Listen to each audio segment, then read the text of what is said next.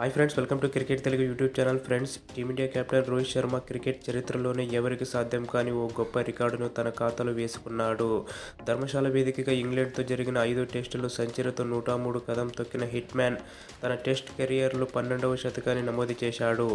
రోహిత్తో పాటు శుభ్మన్ గిల్ 110, అశ్విన్ 9 వికెట్లు, కుల్దీప్ యాదవ్ 7 వికెట్లు చెలరేగడంతో ఈ మ్యాచ్లో టీమిండియా ఇన్నింగ్స్ 64 పరుగుల తేడాతో ఘన విజయం సాధించింది.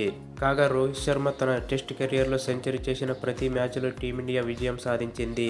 రోహిత్ తన కెరియర్లో చేసిన 12 టెస్టు సెంచరీలు టీమిండియా విజయానికి దోహదపడ్డాయి.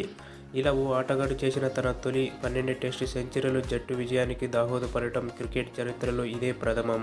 ఇన్నేళ్ల టెస్ట్ క్రికెట్ చరిత్రలో రోహిత్ శర్మ తప్ప ఈ ఘనతను ఎవరూ సాధించలేకపోయారు. లేటు వయసులో టెస్ట్ ఓపెనర్గా ప్రమోషన్ పొందిన రోహిత్ శర్మ వయసు మీద పడుతున్న ఏమాత్రం తగ్గకుండా ఎవరికి సాధ్యం కాని ఈ గొప్ప రికార్డును సొంతం చేసుకున్నాడు.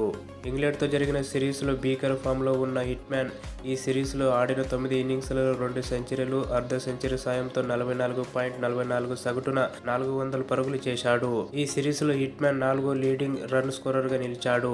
సిరీస్ ఆద్యంతం రోహిత్తో పాటు యువ ఆటగాళ్లు సత్తా చాటడంతో 5 మ్యాచ్ల టెస్టును భారత్ 4-1 తేడాతో కైవసం చేసుకుంది.